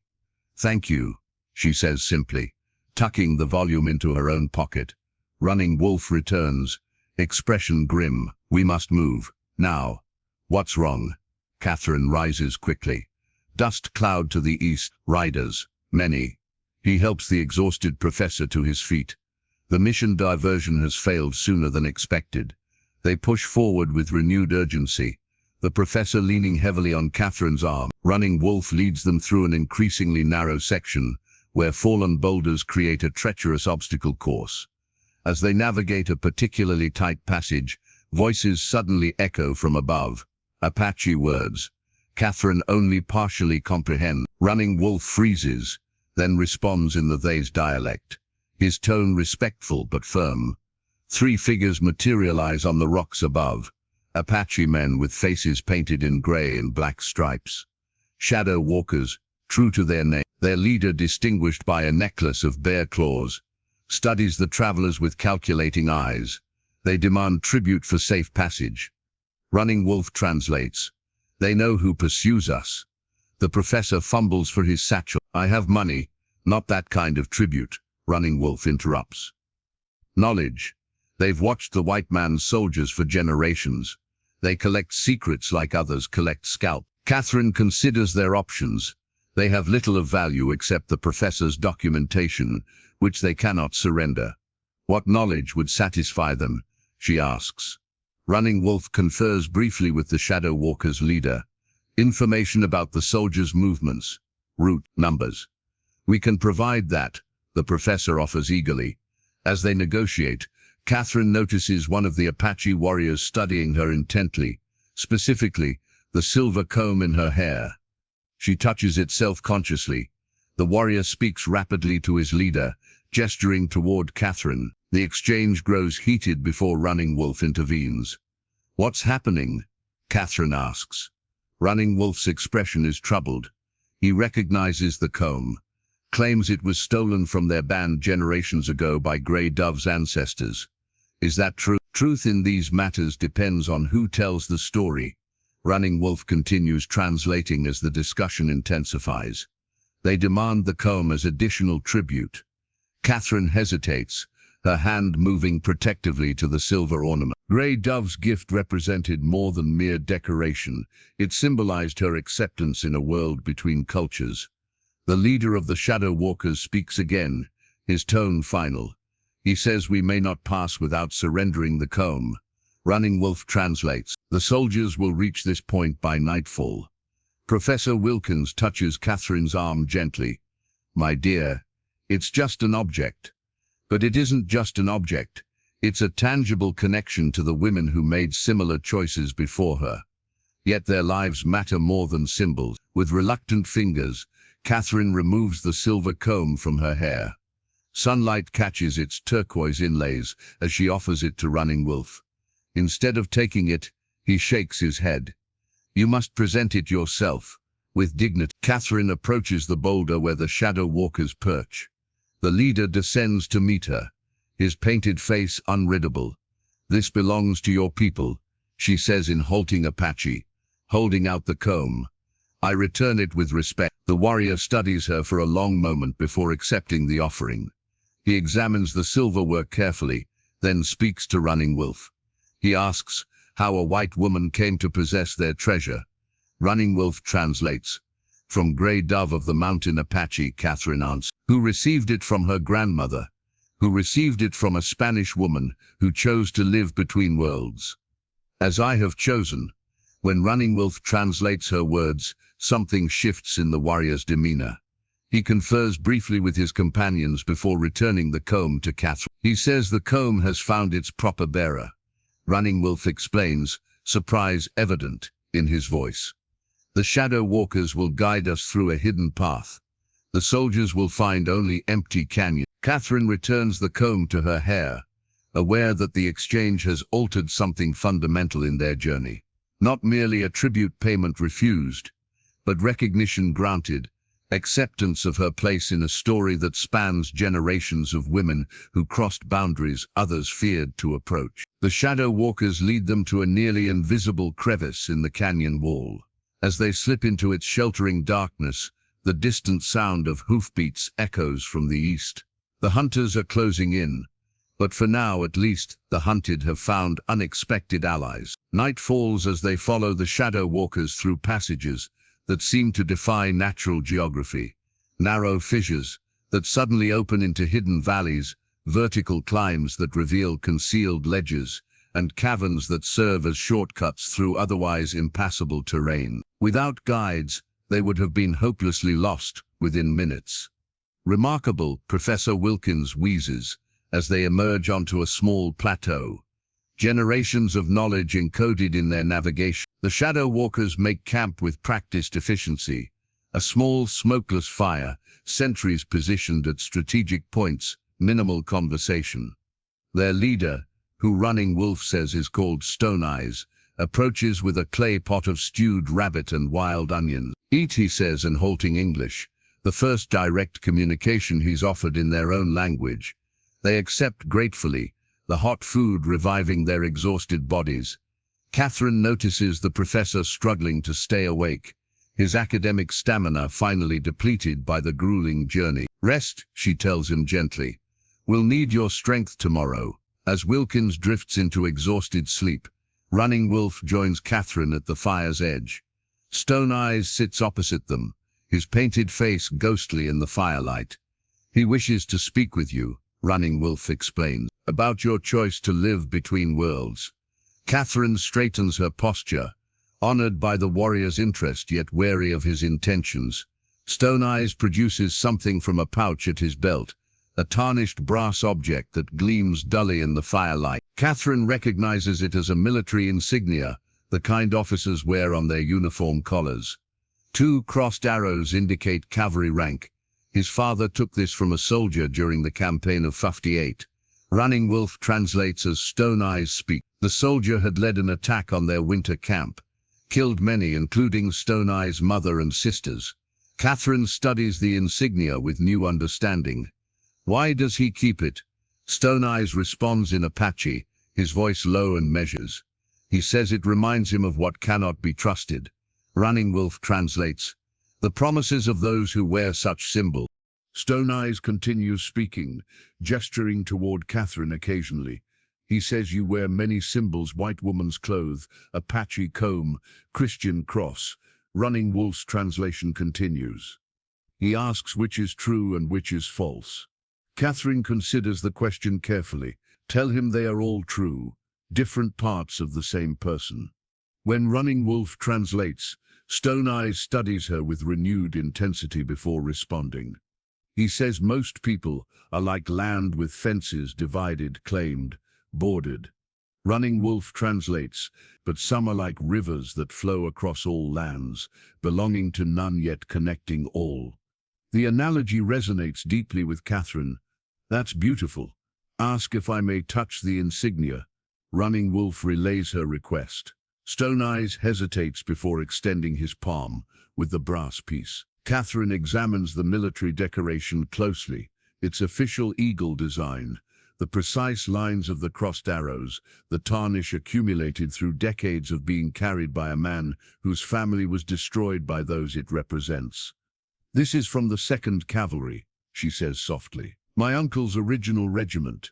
Running Wolf translates this information.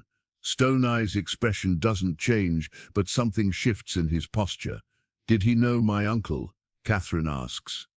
After Running Wolf translates, Stone Eyes shakes his head, then speaks at length, his voice taking on a storyteller's cadence. He says soldiers are like rain, Running Wolf translates. Individual drops matter less than the flood they create together. Your uncle may not have killed his family directly, but he is part of the same storm. Catherine returns the insignia with renewed understanding of the complex hatred that drives the conflict engulfing them all.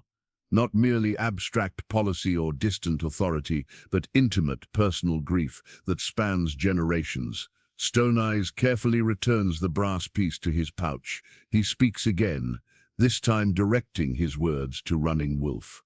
He says, "Scouts report your father's band has reached the high mountains safely." Running Wolf translates, visible relief crossing his features. But the reservation roundup continues. Many Apache from other bands have been captured. Catherine processes this mixed news. And what of the mission, Father Ignacio? Stone Eyes responds with a shrug, indicating limited information.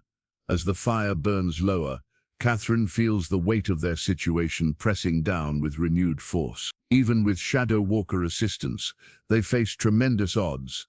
Catherine's uncle commanding cavalry forces, her father's influence reaching throughout territorial politics, and their own limited resources dwindling with each passing day. Stone Eyes speaks once more before rising to check on his sentries.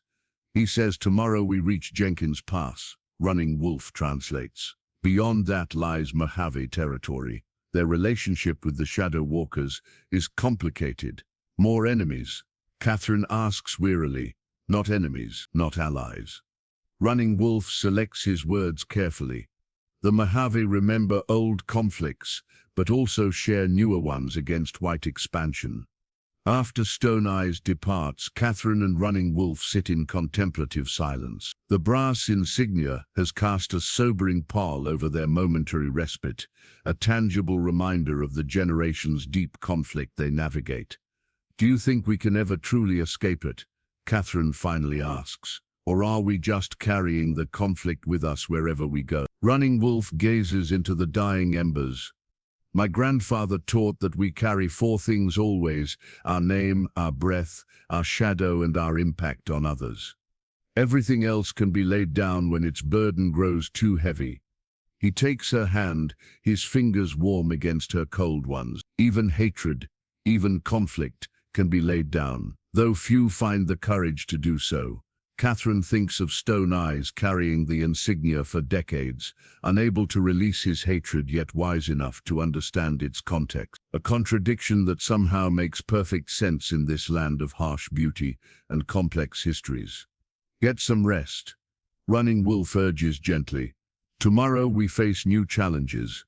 As Catherine settles beside the sleeping professor, her hand strays to her abdomen, where new life grows. She wonders what symbols her child will carry. What insignias of identity and memory will shape a life born between worlds that struggle to coexist.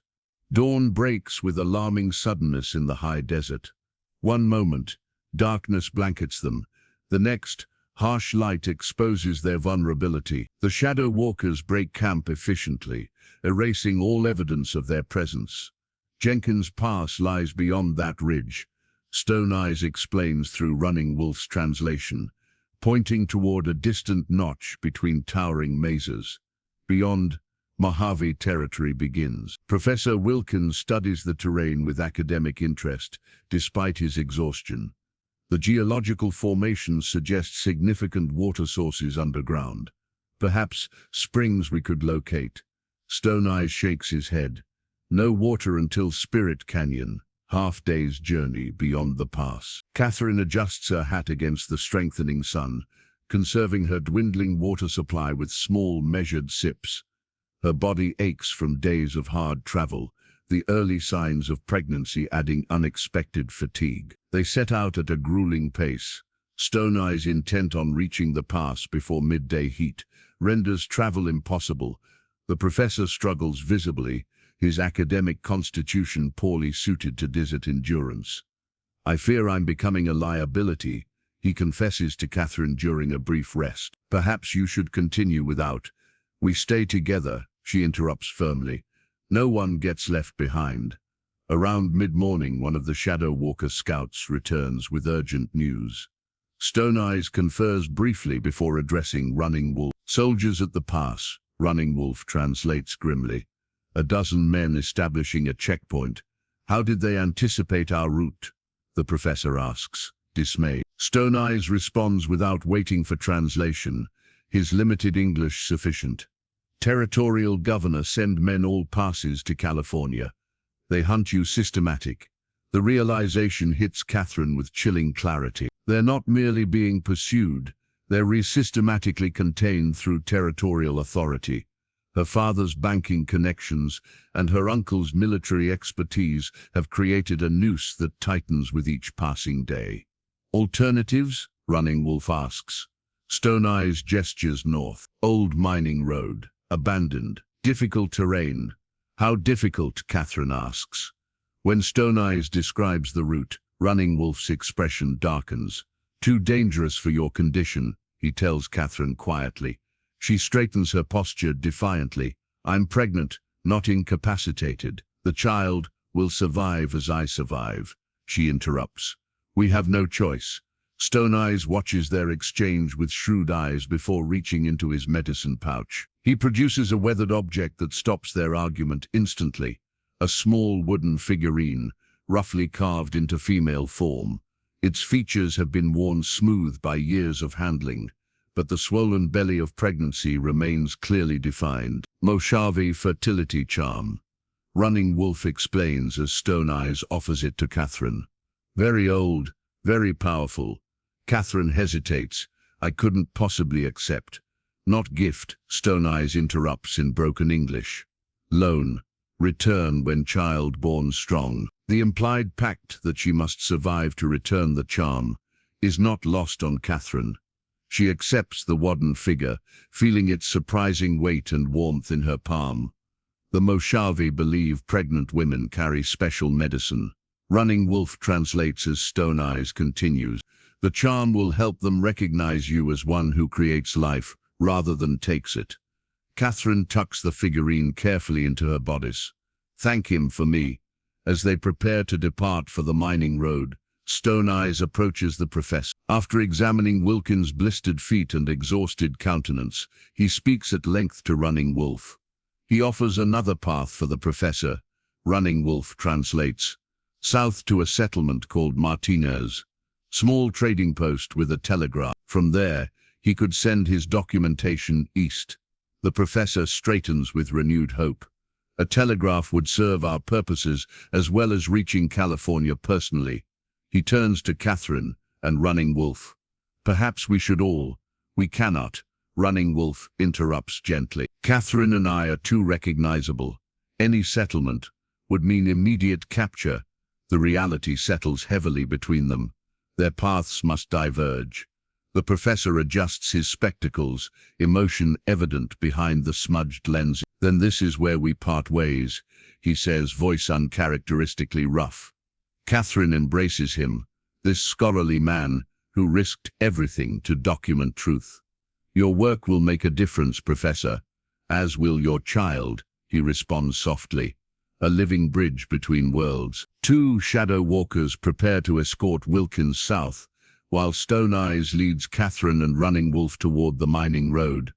Before departing, the professor removes his pocket watch, a sterling silver timepiece, with his university's crest engraved on its cover. For your child, he tells Catherine, pressing it into her hand. So they'll know time passes differently for different peoples, but ultimately moves us all forward. Catherine accepts the watch, recognizing it as his prized possession, a symbol of his academic achievements and connection to the world they're leaving behind. The professor turns to Running Wolf, extending his hand in the white man's greeting. I will ensure your people's story reaches those with power to help. Running Wolf clasps his forearm in the Apache way instead. Words alone cannot change hearts, Professor, but they are a beginning. As they separate, the professor heading south with his escorts, Catherine and Running Wolf following Stone Eyes north. Catherine feels the wooden fertility charm press against her skin. The small carved figure represents more than superstition. It embodies hope that life continues even through the harshest journeys. The mining road proves immediately treacherous. A barely discernible path clinging to steep mountainsides, littered with fallen rock and abandoned equipment. Each step requires complete concentration. We must reach the high ridge by nightfall. Stone Eyes explains through Running Wolf. Beyond lies Mojave land and water. Catherine touches the fertility charm for reassurance as they begin the perilous ascent. Above, the merciless sun tracks their progress with indifferent brilliance.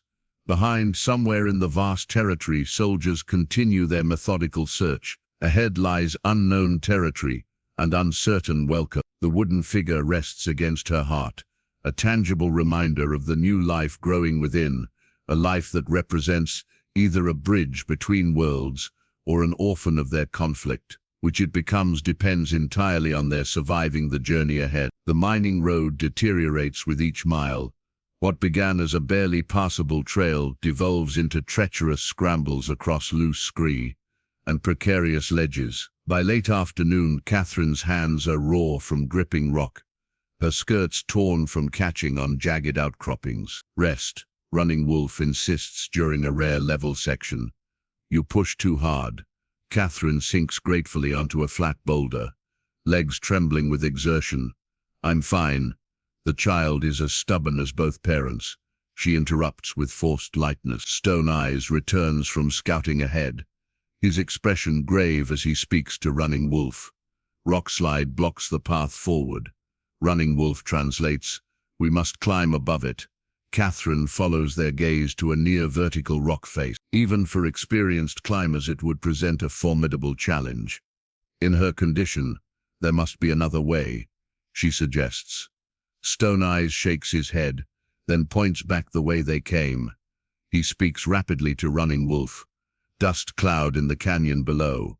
Running Wolf explains, "Riders, moving fast." The implication is clear. Returning means capture. Catherine studies the imposing cliff face, calculating their chances. How far to Mojave territory once we're past this obstacle? 2 hours, maybe less. Running Wolf examines the rock wall with practiced eyes. "I can help you climb." They begin the ascent with Stone Eyes leading, identifying handholds and testing each one before directing the others. Running Wolf positions himself below Catherine, supporting her feet when necessary, guiding her hands to secure grips. Halfway up, disaster strikes. A handhold Catherine tests seems solid, but crumbles under her weight. She slips, sliding several feet before Running Wolf catches her. The sudden movement dislodges something from her pocket. Professor Wilkins' pocket watch tumbles downward, bouncing off the cliff face. "No," Catherine cries, watching helplessly as the silver timepiece disappears into the debris below. "Leave it," Running Wolf urges. "Your safety matters more." They continue upward with greater caution, finally reaching the top exhausted and scraped but alive. Catherine collapses on solid ground, heart pounding from exertion and disappointment over losing the professor's cherished gift. Stone Eyes scans the horizon before pointing to a distant line of green cottonwoods marking a watercourse. "Mojave land," he confirmed. As they catch their breath, Stone Eyes descends partially back down the cliff face, moving with astonishing agility.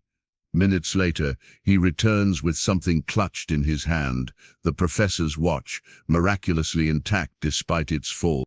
"It caught on ledge," he explains in broken English, returning the timepiece to Catherine. She examines it with relieved wonder. The crystal has cracked, and the second hand no longer moves, but the watch itself continues ticking, its primary function undamaged despite the fall. "Thank you," she tells Stone Eyes with genuine gratitude. He nods acknowledgement, then produces a small leather bundle from his pouch. Unwrapping it reveals a collection of dried herbs, roots and powders, a medicine bundle. "For strength," he explains, mixing a small portion with water from his canteen. "For mother and child." Catherine hesitates, wary of unknown substances in her pregnant condition. Running Wolf examines the mixture carefully before nodding. "Traditional herbs for expectant mothers," he confirms. "Safe." She accepts the bitter concoction, drinking it quickly. Almost immediately, a wave of renewed energy flows through her exhausted limbs. They continue toward the green line of vegetation, Stone Eyes leading them on a gradually descending path. As twilight approaches, he stops suddenly, raising his hand for silence. In the distance, the unmistakable sound of voices. Not English, not Apache, but something else entirely. Stone Eyes drops to a crouch, gesturing for them to do the same. Mojave hunting party. Running Wolf whispers after listening. 6, maybe 7 men. Friendly. Catherine asks, hopefully. Stone Eyes' expression remains neutral. Depends. He produces a small wooden flute from his medicine bag, a simple instrument decorated with painted geometric patterns. Without explanation, he raises it to his lips and plays a brief, distinctive melody. The haunting notes carry across the desert air. Silence follows. Then, faintly, the same melody returns from the direction of the Mojave party. Recognition signal. Running Wolf explains. Stone Eyes trades with them occasionally. They wait as the Mojave hunters approach cautiously. Their leader, a tall man with elaborate facial tattoos, exchanges formal greetings with Stone Eyes in a blend of languages. Catherine doesn't understand. Running Wolf translates the essence. Stone Eyes explains our situation. The Mojave are wary of helping fugitives from white man's law. The discussion continues, occasionally growing heated. Catherine notices the Mojave leader repeatedly glancing her way with undisguised suspicion. He doesn't trust a white woman. Running Wolf explains quietly. Catherine remembers the fertility charm. Carefully, she removes it from her bodice, holding it visible in her open palm. The effect on the Mojave is immediate. Their demeanor shifts from hostility to intense curiosity. The leader approaches, examining the charm without touching it. He speaks directly to Catherine for the first time. He asks if you understand what carrying this means. Running Wolf translates. I understand it's borrowed. Catherine responds, to be returned when my child is born strong. When Running Wolf translates her words, the Mojave leader studies her with new respect. He speaks at length to Stone Eyes, who responds with formal gestures of gratitude. They will guide us to their summer camp, Running Wolf explains. Their medicine woman wants to examine you, and the charm. Stone Eyes prepares to depart, his mission to deliver them safely to Mojave territory complete. Before leaving, he approaches Catherine one final time. Follow river west, he instructs, in his limited English. 10 days, find place called Los Angeles. He glances meaningfully at her abdomen. Good place for new beginnings. Catherine impulsively offers him the professor's watch. For your help, please. Stone Eyes studies the timepiece but shakes his head. Keep. Broken watch still right, twice each day. A rare smile crosses his painted features. Like white man's promises. With that cryptic observation, he melts into the gathering darkness, returning to his Shadow Walker territory and leaving Catherine and Running Wolf to continue their journey with new guides and uncertain prospects. The Mojave summer camp sprawls along a lush riverbank, a stark contrast to the arid terrain they've traversed. Dome-shaped shelters, constructed from willow branches and thatched with reeds, house extended family groups. Gardens of corn, beans and squash flourish in the fertile soil, while racks of drying fish testify to the river's bounty. Catherine attracts curious stares as their small party approaches. Many of the Mojave have seen white traders or soldiers before, but never a white woman in such unusual company. Their guide, the tattooed hunter called Bear Swimmer, leads them directly to the largest structure in the camp. Inside, an elderly woman sits surrounded by baskets of herbs, stones, and ceremonial implements.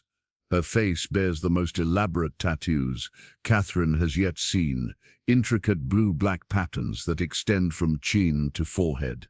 Towel woman, Running Wolf whispers, their most powerful medicine person. The old woman studies Catherine with penetrating intensity, paying particular attention to her torn dress, blistered hands, and exhausted posture. Without preamble, she extends her palm expectantly. Catherine understands immediately. She retrieves the wooden fertility charm, placing it carefully in Owl Woman's weathered hand. The medicine woman examines the figurine, turning it in the firelight while humming a low, melodic Finally, she speaks, not to Running Wolf or Bear Swimmer, but directly to Catherine, in heavily accented English. Shadow Walker, say you carry new life. Surprised by the direct communication, Catherine nods. Yes. About 3 months now. Owl woman grunts acknowledgement. You walk dangerous path for mother. I had no choice. Always choice. The old woman's tattooed face crinkles with something between amusement and challenge. You choose difficult path. Bold spirit. She returns the fertility charm with ceremonial formality. Keep until child breathes first air, then return to shadow walkers, as promised. Bear Swimmer speaks at length to Running Wolf, who translates, "We're welcome to rest here for 3 days. No longer. White soldiers have been seen near their hunting grounds." 3 days, Catherine repeats, gratitude washing through her exhausted body. Thank you, as they're led to a small shelter prepared for them. Catherine notices a group of Mojave women watching with undisguised curiosity. One approaches, carrying a bundle wrapped in soft rabbit skins. Gift, she explains in broken English. For journey. Catherine accepts the bundle, unwrapping it to discover a cradle board, the traditional baby carrier used by many Western tribes. This one displays distinctively Mojave craftsmanship, with a willow frame intricately wrapped in rabbit fur and deerskin, geometric patterns decorated with porcupine quills, and small shells adorn its surface. It's beautiful, Catherine whispers, touched by the unexpected generosity. The woman smiles, placing her hand briefly on Catherine's abdomen in a universal gesture of blessing before rejoining her companions. Running Wolf examines the cradle board with appreciation. Fine workmanship. These shells come from the great Western Ocean. Will we truly reach the ocean? Catherine asks, suddenly overwhelmed by the immensity of their journey and all that lies ahead. One river at a time, he answers pragmatically. First, you rest. The promised 3 days pass in a blur of blessed recovery. Catherine's strength returns gradually under Owl Woman's care. Herbal teas to settle her stomach, poultices for her blistered feet, nourishing stews rich with river fish and wild plants beneficial for pregnancy. On their final evening, Bear Swimmer joins them by their shelter's fire. Through Running Wolf's translation, he shares crucial information about the path ahead. 10 days following the river will bring you to a Mojave trading post where some white settlers live. Running Wolf translates, from there wagon trails lead to Los Angeles. And the soldiers? Catherine asks. Bear Swimmer's expression darkens. 3 patrol boats moved upriver yesterday. They ask questions about a white woman and Apache man.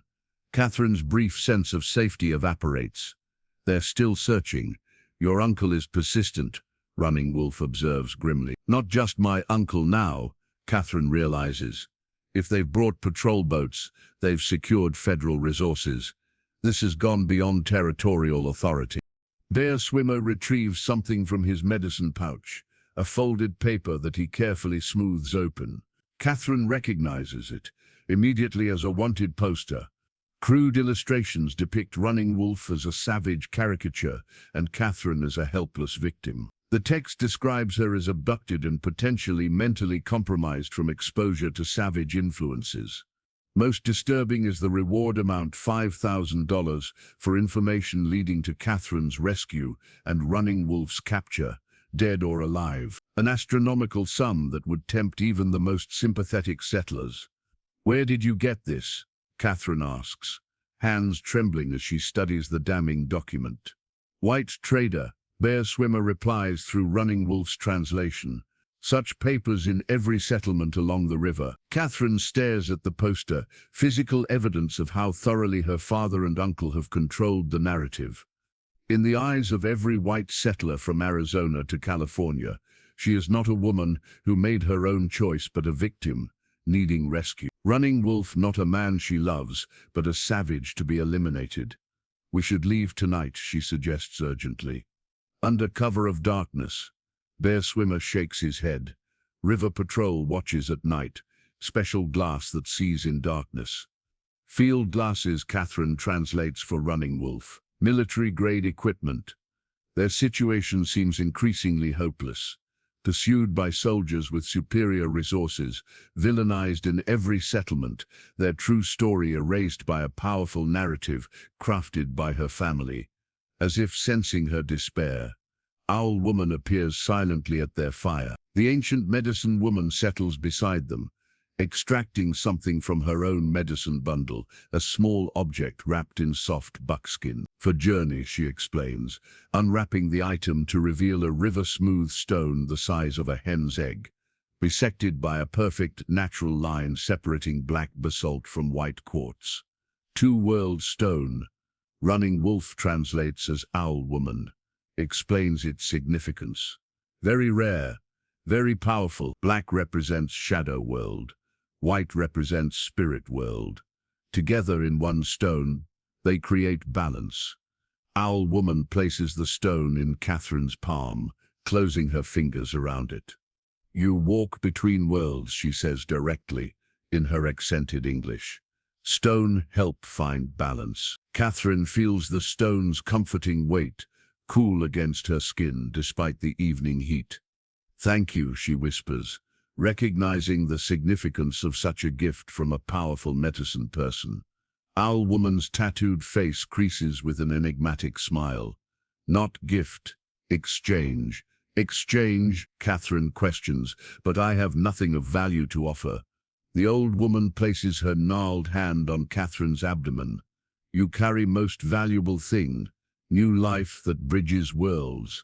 She gestures to the wanted poster. Paper tells lies. Your child will tell truth. With that profound observation, Owl Woman rises and departs as silently as she arrived, leaving Catherine clutching the two-world stone like a talisman against the growing threats surrounding them. Bear Swimmer rolls up the wanted poster, returning it to his pouch. Tomorrow, at dawn, he announces, I guide you past river patrols. After that, you walk alone.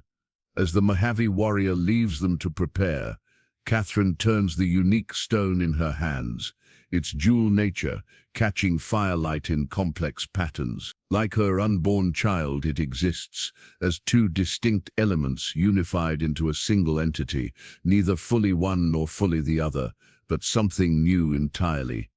Do you think we'll make it? She asks. Running Wolf quietly, he gazes thoughtfully into the fire. My grandfather taught that all journeys end eventually. The only choice is whether we walk our true path or someone else's. Catherine clutches the two-world stone, drawing strength from its tangible presence. Tomorrow they resume their desperate flight toward an uncertain future, hunted by her own blood relations, carrying new life conceived between worlds in conflict. Whatever awaits them beyond the Mojave territory, she knows with bone-deep certainty that there is no returning to the life she once knew.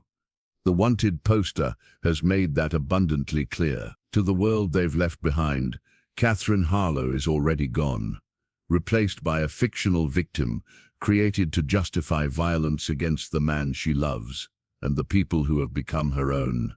6 months later, the coastal town of San Pedro bustles with activity. Ships from as far as China and Peru dock at its growing harbor, disgorging exotic cargo and weather-beaten sailors.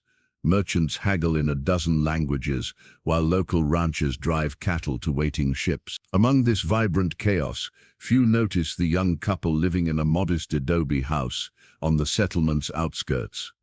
The man works as a skilled horse trainer for wealthy Spanish ranchers, his natural abilities with animals transcending language barriers. The woman, visibly pregnant, sells herbal remedies and handcrafted textiles that blend Eastern techniques with unfamiliar patterns that some recognize as distinctly Apache.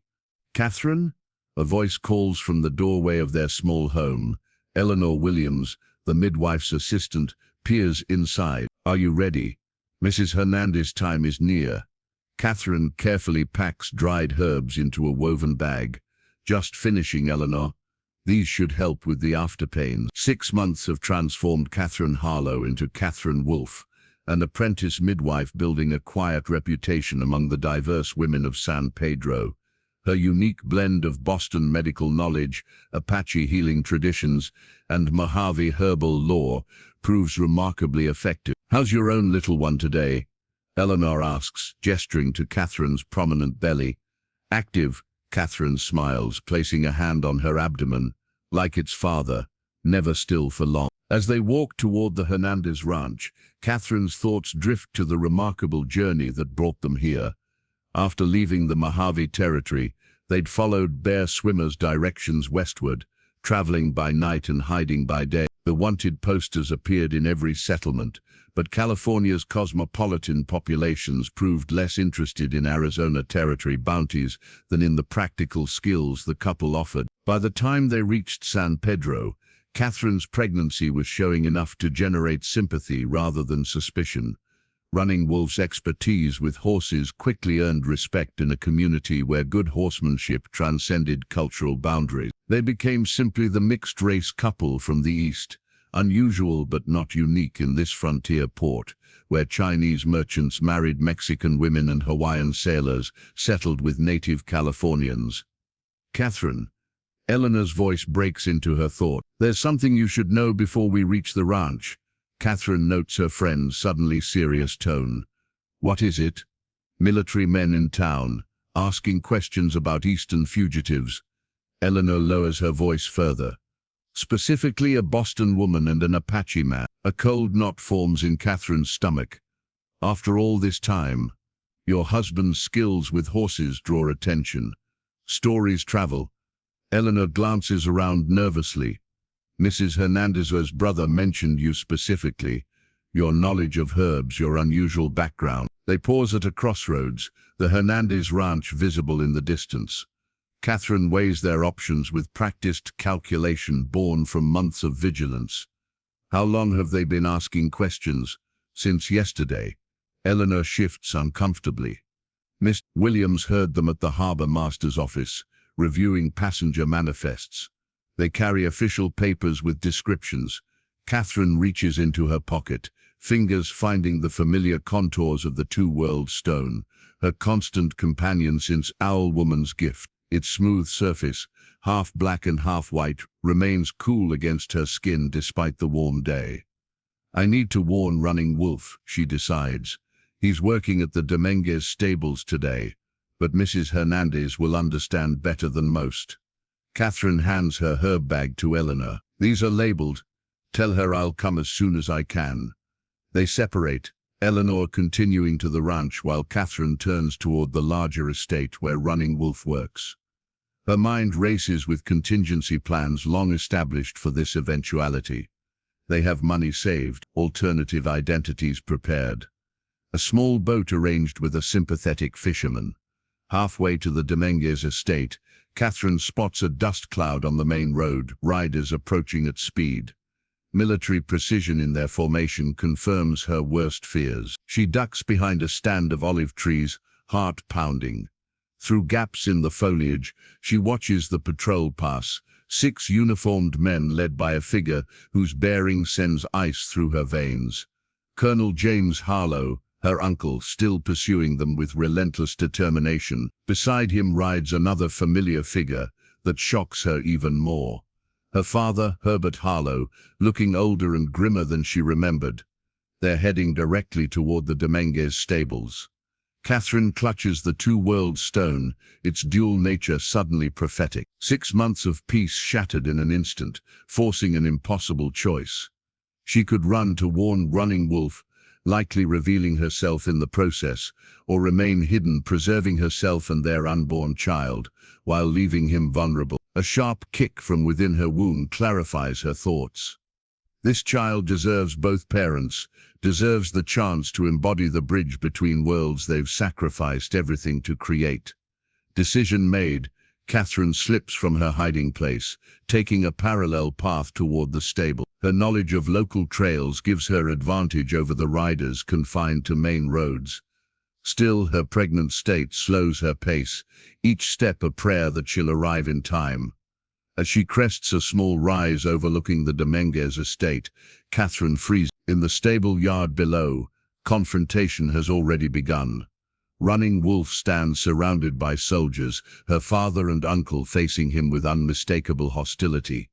Too late to warn him, not too late to stand beside him. Catherine removes the two-world stone from her pocket, drawing strength from its solid presence.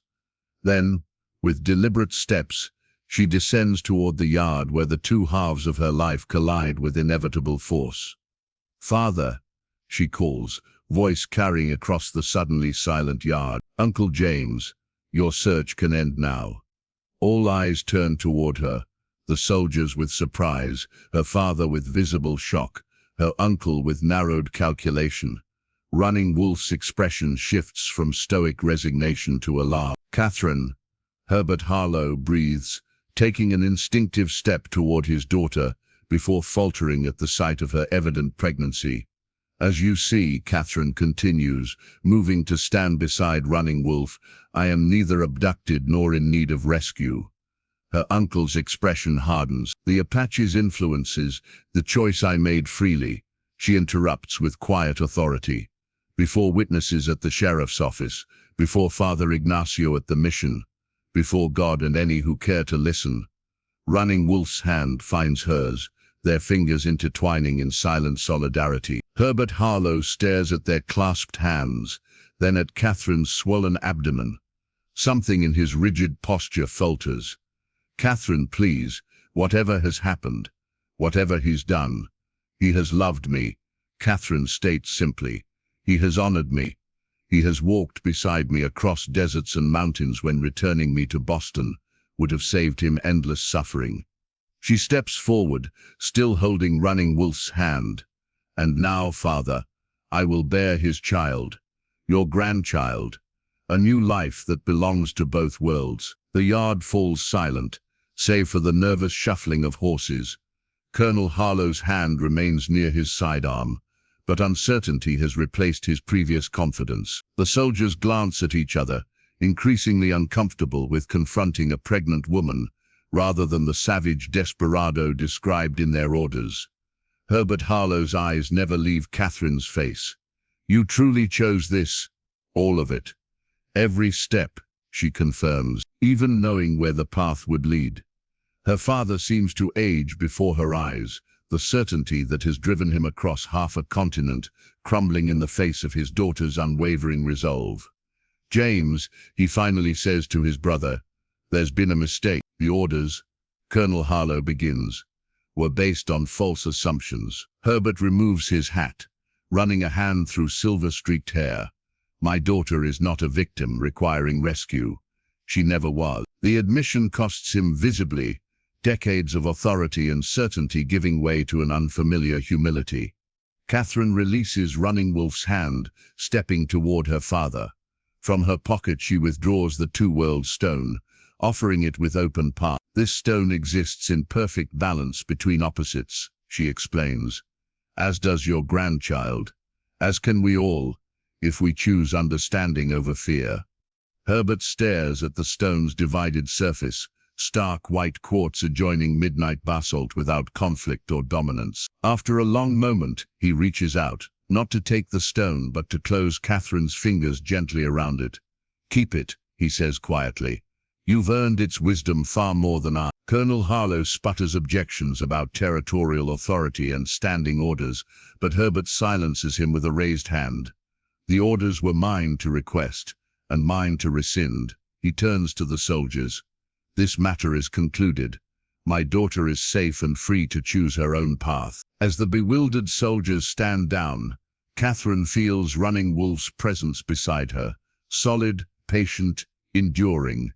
Like the stone in her hand, they have found balance between opposing forces that once seemed irreconcilable. Herbert Harlow looks at his daughter with new eyes, seeing not the Boston debutante he tried to reclaim, but the strong woman she has become.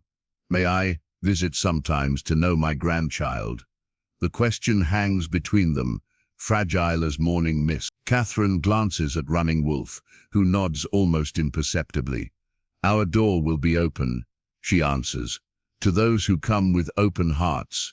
The soldiers depart with Colonel Harlow, who leaves reluctantly, clearly dissatisfied with the resolution. Herbert remains behind, awkwardly navigating this new territory between them. As the California sun sets over the Pacific, Catherine stands between the two men who define her past and future. Her father, representative of all she once was, and Running Wolf, embodiment of all she has chosen to become. Between them grows the child who will inherit both legacies, carrying forward a new possibility in a land defined by ancient conflict. Her hand closes around the two-world stone, its dual nature a perfect metaphor for the path ahead. Neither fully one world nor the other, but something entirely new, a path that began in a sheriff's office with torn papers and a defiant declaration, "No law will separate us." Some promises, it seems, find ways to endure against all odds.